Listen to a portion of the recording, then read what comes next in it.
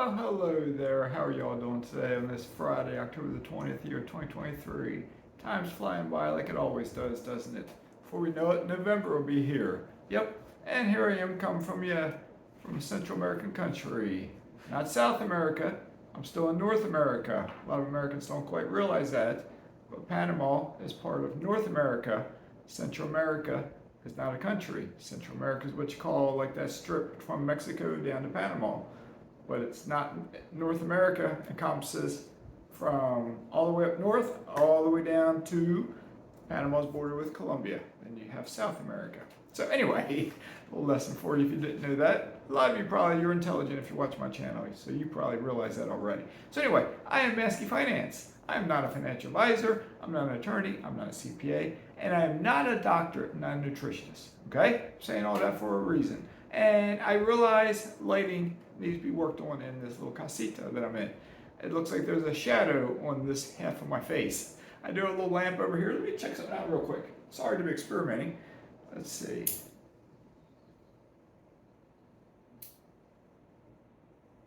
It really doesn't make a difference at all either way. I don't think really, it might brighten it a teeny tiny bit. I'll dig into it. See, I don't know how long I'm going to be in this house. I don't know if I'll be in this house for 3 months or 3 years. I don't know. So I don't want to invest too much money to tweak this house. Or when it's a rental, I can't make any permanent changes to it. But I'll see what I can work on and get figured out. Okay? Because I can tell there is a shadow over here. So sorry about that. I hope you'll bear with me in this video. I don't know if it'll get long or not. Knowing me, it might get a little bit long. Okay? I've been doing some research on different things. You've heard me talk, if you follow my channel at all, you've heard me talk about the potential of the decline of the United States of America. And if the United States of America declines, we have a tendency to bring other parts of the world down with us. Okay? So if you're Canadian, if you're from some other country and you found my channel, this may or may not pertain to you. And you may hear what I'm going to say and think, how can I help this? Okay? I will give you my solution to the problem at the end. So please stick around. Okay? I know a lot of you don't want to watch the videos in its entirety, but please stick around. Okay? Why do I say the United States is declining? I've talked to my boys about it. They're a lot younger than I am. They're my children. They disagree with me. The majority of you, I'm guessing, are younger than me. I'm 56. If you're younger than me, you might be saying, the United States isn't declining. I'm older than you. And I read a lot. I have read a lot. I have studied a lot of stuff. The United States is in a decline. I will try to explain. Okay? Start off with, and this came from a different source. This tidbit came from a video I watched today. Ever since I read the book Eat to Beat Disease by Dr. William Lee, I went down that rabbit hole of health, and I follow a variety of different doctors, a variety of different groups. I get emails in by the dozens on these health organizations, and most of them I just delete. I might skim them, but there is a summit going on right now, a health summit, and I know that out of the several dozen doctors participating, I recognize a lot of the names, doctors I've read before, their books or whatnot, their YouTube channels. Dr. William Lee is one of them. He's appearing sometime later in the week, next week. Summit starts today and it goes through for like the next 9 or 10 days. But one video I caught a snippet of today, because I'm not going to sit and watch for 5 hours. I don't have the time. One snippet I heard a doctor say today, and I don't remember what the doctor's name is, sorry about that, is he brought up statistics from the CDC that were dated through 2022 dealing with the United States of America. And he said in it that 35% of Americans meet the clinical definition of being obese. 35%. Means you take 10 Americans, 3.5 meet the clinical definition of being obese. But even more alarming to me, and he called that a pandemic or an epidemic. I think it's an epidemic, pandemic, whatever it was. Because that's a health problem. If obesity is identified as a health issue like cancer, because obesity, folks who are obese have a much higher rate of getting every single almost disease out there. During COVID, when the folks were getting sick and dying, the majority of them were obese or elderly or weak or whatnot, okay? But obesity played a part in it, okay? And being overweight plays a part in it, okay? But the other fact was that 70% of all Americans, 7 out of 10, okay, are either obese or overweight by a certain amount, whatever that certain amount is. Didn't catch what he said for the certain amount, okay? I don't know who you are. My goal is to help everyone who watches my channel. So if you are meeting that criteria, I'm not criticizing you. I'm just saying you need to take some preventive action, okay? Just some corrective ways of living. I've talked about it in different videos. I had a cup of green tea with me the other day. Green tea is just a small part of it. Green tea helps with your metabolic system, okay? But moving on, I'm not talking on health topics today. I just want to throw that out. I will talk more on some other stuff later on, okay? But if you're hungry, grab a few walnuts. Don't grab a Twinkie or a tasty cake or a piece of cake. Grab a few walnuts or almonds or pecans or cashews, okay? Or a kiwi. Eat a kiwi. Eat an apple, okay?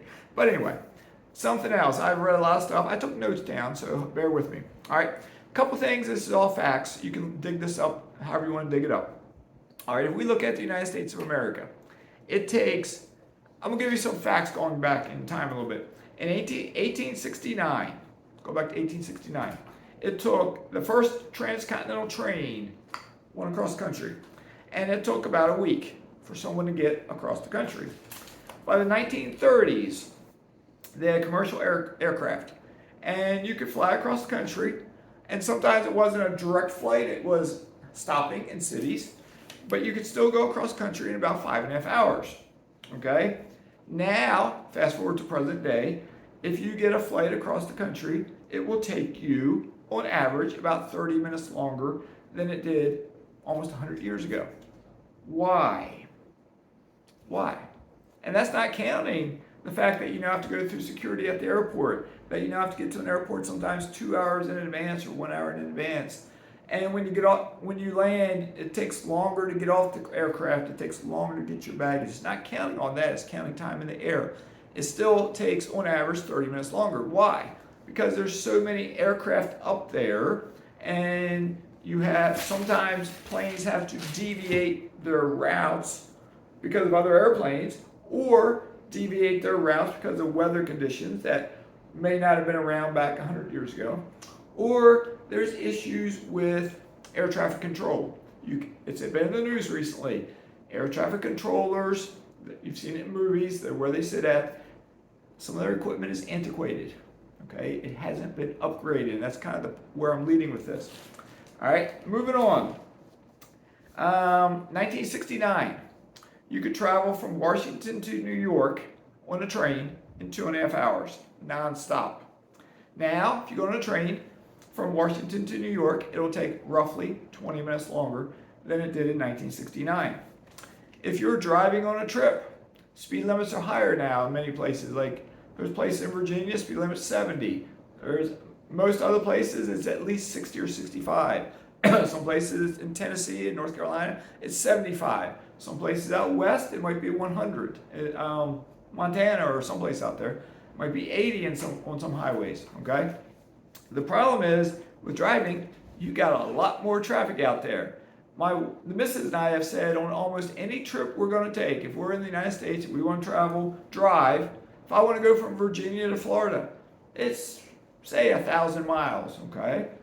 Maybe that's, I don't know how many hours that would take. But now, some of that traffic going through Charlotte, North Carolina, my goodness, you hit a lot of traffic.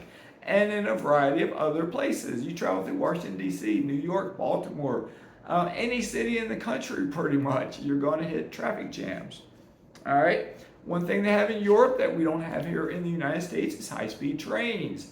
Why not? Why do we not have high-speed trains in the United States?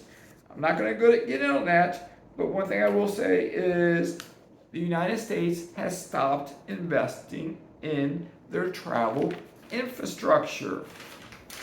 They're not investing in it. Let's think about this for a minute while I keep talking. Just think about it, and I'll bring some stuff up. All right, investments by both governments and private companies are needed by both our government, United States government, maybe local governments, and private companies are needed. The infrastructure our roads, our things connected with roads, and also scientific type studying. What's that word? Investigation? No, it's studies, just studies. Study it for new discoveries, new technology. All right. One other thing the United States is doing, and I'm not going into great detail on anything, but one other thing else the United States is doing, it hit its heyday just in the last couple of years, is the importance of education. It's being diminished. I understand part of the reason why, but it's being diminished. Going to college, it was that push to go to college, but with college, it's so expensive. Kids, families were going in debt $100,000 just to get a bachelor's degree. Why? There's something wrong with the system. Our education is too expensive, and some people argue it's too liberal, or it's too much this, or it's too much that. But studies have shown the better educated a society is, the better it will do. And we are having a decline in the amount of people attending college. All right? Education is knowledge. It can help people to live better by allowing them to learn from their past errors and to make new discoveries. How many times, I don't know if you follow stuff, I get a weekly email from MIT, Massachusetts Institute of Technology. Okay, in that email, every Saturday I think it is, it comes out and it'll be embedded in their videos and links to things students and staff at the MIT that they're working on. And there's some amazing things, okay? But the funding for some of these programs around the country is dropping. They're not getting the funding they need to continue, okay? Going on, roads, bridges, rail networks like trains, and air traffic control systems have all, the word this person used was atrophied. They've all declined. They need to be upgraded. Think about it. Haven't we heard in the US of bridges collapsing, bridges getting shut down because all of a sudden they find cracks where they got to shut it down? Tappan Zee Bridge up in New York, they had to build a completely new one. It took a couple years because it's expensive. It takes time. Okay, and on, it's around the country. Not even talking about like our water. Flint, Michigan, I think it was. Wasn't their water system contaminated? A city's water system? Where do you live at? How's your water? I guarantee they're not the only one. All right, but every American generation between the late 1800s and the mid 1900s was the most educated generation in the world. My voice seems a little harsh. It was the most educated in the world. Now, Americans under the age of 50 no longer have this distinction. They're not the best educated in the world. I'm 56, so I guess I was on the tail end of a better overall education. Doesn't mean I personally learned, but my generation was on the tail end of that better education. We've been in a decline because now there are many other countries educationally that are ranked higher than our country. I'm talking about as an American, okay? I think Canada can kind of be lumped in with the United States too with this, okay? If you think about government spending has surged, taken off, grown exponentially on healthcare, socialism, healthcare, Social Security, anti-poverty programs, police, and prisons. Military spending as a share of GDP, gross domestic product, has declined from the past. Going back, 1950s, Eisenhower was president, and so on, going up, more money per capita, per GDP was spent on military than it is now. Okay, I won't be too much longer, so bear with me and I'll tell you the solution to all this. The U.S. is spending more now to focus on today, trying to fight homelessness after it's already occurred, fight poverty after folks are already poor. They're spending more now versus investing for the future. Investing for the future. Think about that in regards to yourself. Are you investing for your future? Do you have children? Are you investing to help their future? the U.S. has fallen behind other countries in educational attainment. Why our child then you also have our child poverty rate is higher than most other countries, and why it now takes, you got to ask yourself these questions. Why does it now take longer to cross the country along with everything else? Why? Why is this happening? All right. For decades, all I do is pick out tidbits of information from a variety of studies. For decades, income to wealth have grown more slowly than the economy, except for the very rich. The very rich, their income has grown at a greater rate. However, I read this and it's like, however, are we now reaching a true turning point? If you think about it, more and more and more, I'm hearing people say, our government's dysfunctional, society is dysfunctional. More and more people are starting to say this. So have we reached a true turning point? Can we turn this around? And I'll throw this out, is our dysfunctional government, not just the Democrats, not just the Republicans, not just the independents, everybody, is our dysfunctional government ready to change? Maybe we are, maybe we're not. We as individuals can't really control that. It's a society type thing. Society, when we're all part of society, right? But we may not have that desire, whatever. But the point of this is we as individuals, we have the power to better our own and our own families' lives. We can avoid a general decline in the standard of living of the country.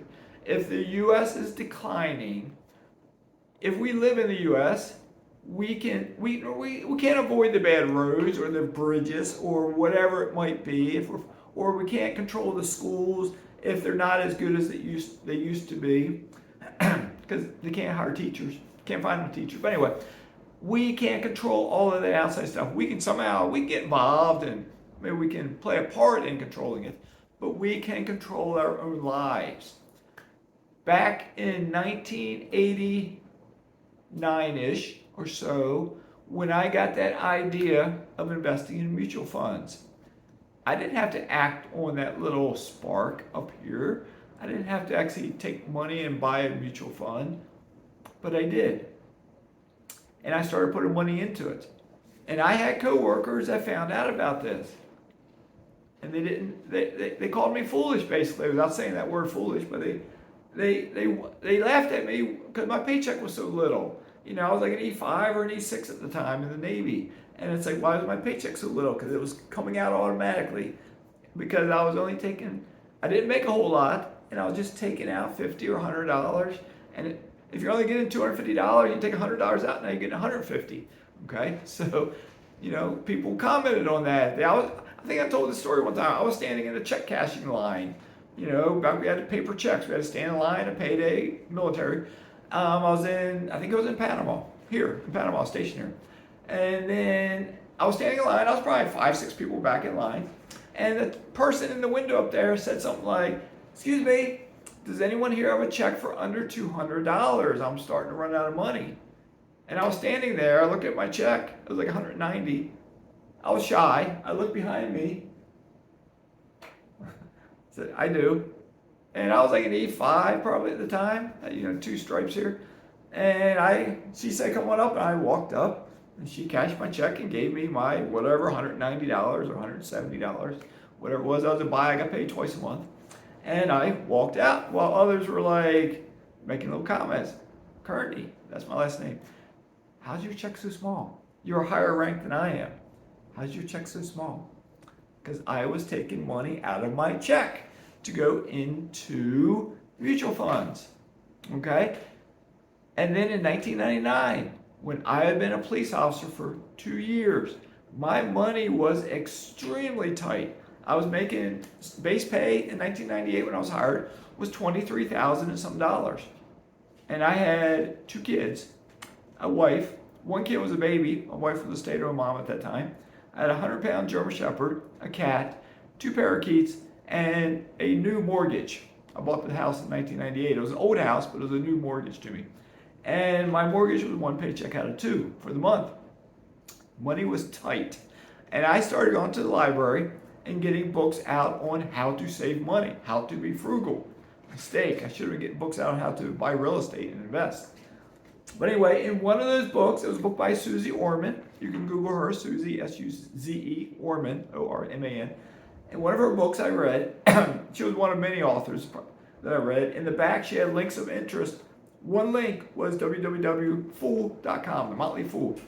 I saw that link and I was like, Motley Fool, I gotta check this out. So I pulled it up, fool.com, and I realized, I read through the site and I realized, whoa, even the little guy can buy individual stocks. Because back when I started, back in 1990-ish, let's say, the little guy couldn't buy stocks. Commission charge was like $100. You had to buy shares of like 50 or 100 shares to make a purchase. So if a share was $10, you had to buy 50. That's $500 plus pay $100 commission or whatever it was. So it was harder to buy. You had to go through a stockbroker. By 1999, you had online stockbrokers, E-Trade, TD Ameritrade, Scottrade, and whoever else was out there. Some of them are merged now, combined. And I sold my mutual funds. I transferred my IRAs from mutual funds over to stocks. And I started buying individual stocks. And I bought individual stocks from 2009 up to, I still got individual stocks in 2023. Not as many as I used to. But in 2017, I discovered real estate. I discovered it in 2016. And I bought my first rental house in 2017. And I gotta say, it changed my life. I'm not gonna rehash this right now, but it changed my life. If it changed my life, it can change your life. If you're one of my buddies and you got 4 houses, even though you may get frustrated at times and you may think it was a mistake because it's costing you so much money, trust me, it's changed your life. If you stick with it, your tenant will eventually pay your house off for you, and now you will own 4 houses. Or if you own 20 houses that have mortgages, one day you'll own all 20 houses. It'll change your life. Buying that first rental house will change your life. And I know right now, in late October 2023, I know rates are high. I know Powell might raise rates in December, and rates may go a little higher. I know that. I know housing prices are still a little high. We had a lot of growth that's not being pulled back in the price of houses, and it may not pull back very much. It may just stabilize. And over time, your wages go up, so those houses will get cheaper. And eventually, one day will come when rates might be cut, and those houses will get cheaper. So in the meantime, what do? I said this the other day, stockpile cash. Learn how to be frugal. Learn how to study your market. Your market is not my market. Learn how to study your market. Learn how to find a good deal / great deal. If you can find a house that you can afford to buy, and if you can run the numbers with getting a mortgage, and if you can positively cash flow, okay, that's good. That's the name of the game. Now, if you're only positively cash flowing $10, that might not be enough. You know, you might need a little bit more than that, like 200, 250, 300, but it depends on the price of the house. If you're buying a house for $20,000, it's different than if you're buying a house for $250,000. Okay, if you're in Gary, Indiana, or if you're in Cape Coral, Florida, Gary, Indiana is a lot cheaper than Southwest Florida is. Okay, contractors are cheaper versus Southwest Florida. Certain places, everything is cheaper than Southwest Florida. Southwest Florida was expensive. It's just like living in Panama. Panama is cheaper in some ways than the United States. Some things are a lot cheaper. Where can you buy oceanfront property that's not going to break the bank? You can do it here in Panama. One of the problems in Panama, though, is, especially if you're an expat, you're an American, is you can't get a mortgage. And because, number one, you're a foreigner, And number two, you don't have a job. If you had a job, if you open a store down here in Panama and you had income coming in, maybe you get a mortgage, okay? But for most expats, they pay cash. And they do it because they sell their house in the States, they pay cash, okay?